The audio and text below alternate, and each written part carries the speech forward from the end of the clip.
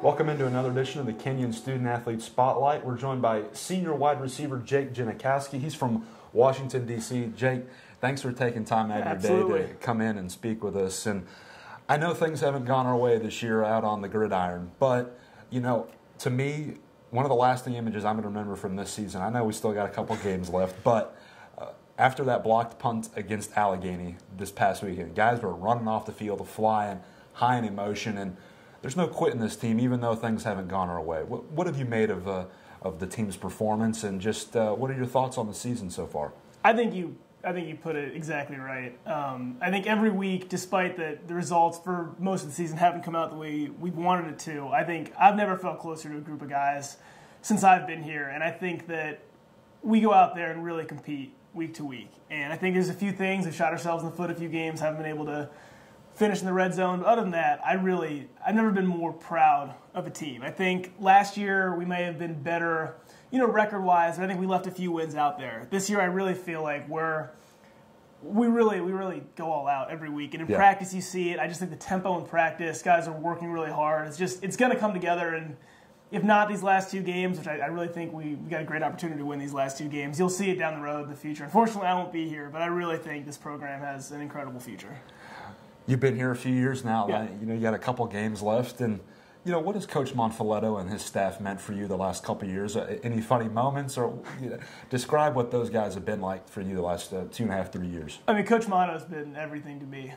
He really was I transferred from the University of Michigan, wasn't playing football there, wasn't having a good time, and he really brought me on board and got me to totally buy into everything. And I couldn't have asked for a better coach in my experience here. And I know this year the wins haven't exactly come the way he would want or anyone would really have wanted, right. But I promise you they're coming. I mean, the culture change from before the time he got there to here is unbelievable. And I think...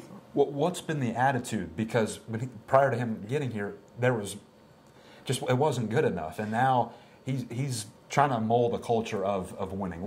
Describe that. I think, Coach Monto does a great job. Kenyon's a great school, obviously, and education is always going to come first. But he really makes it clear that football is extremely important. Yeah. And you have to go out and believe you're going to win every game, and that's what you want to do. His first message to the team was basically, if you don't think we're going to win every single game, you can get out of the room. We don't need you. And he's brought that attitude every week, despite being 0-7 last week. Despite being 0-6 and playing the number 13 team in the country.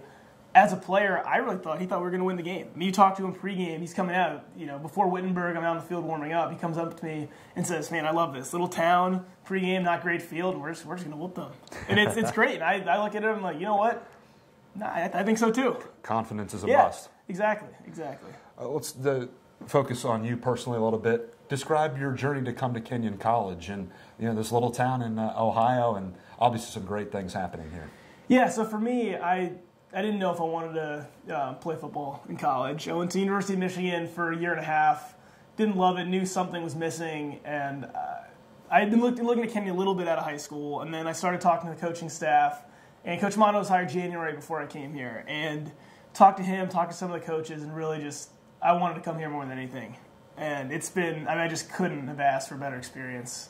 I just look back, and it's been everything I could have thought college football was going to be and more. It's just I've made such good friends, just been a part of something that I'm going to value for the rest of my life, for sure. Outside of the athletics, obviously academics, you mentioned it, very high and prestigious here at Kenyon, and you're an economics major. Right? Yes. What do you want to do with that down the road, if anything? That's a good question. Yeah. I'm still got a little bit of time. I'm actually... Right now, I'm thinking of possibly eventually going to business school or more. I'm actually thinking of working in television. I've done a couple internships with TV, and that's been something I've always been interested in. So we'll see what happens. Hopefully, get a little bit more time to figure it out. That segues into my next question and thought. We were asking Coach Folletto about guys that have had some interesting backgrounds and doing different kind of work. You worked for ESPN's Pardon the Interruption last year. Describe that experience, because that's one of the best shows on television. And describe working with Tony Kornheiser, Michael Wilbon, and Tony Reale, who seems to be everybody's homeboy around. It was unbelievable. It was a really, really fun experience. Just going in every day, and they really used their interns. We went in and sat in a production meeting. They'd ask me my thoughts on the show every day. And probably the coolest thing about working there was that time from about 2 to 4 before they film and when they're just talking about the show. and you're basically watching the show unfold in real time with Kornheiser and Wilbon going back and forth, and just kind of observing that was really cool and something that just was a really, really fun experience. Are we going to see Genachowski programming in the near future? Maybe not the near future. Take that economics major and get a business going, right? Yeah, maybe someday. Okay. All right, so 5-year plan. You're going to be graduating soon. Where do you want to be? Where do you want to see yourself in 5 years? I know those goals might be not set in stone yet, but where would you like to be in about 5 years?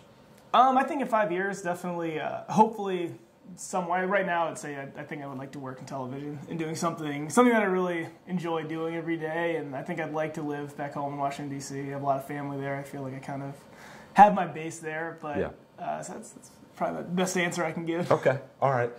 So again, you're graduating soon, and what do you want people to remember you by, either as an athlete or as a friend?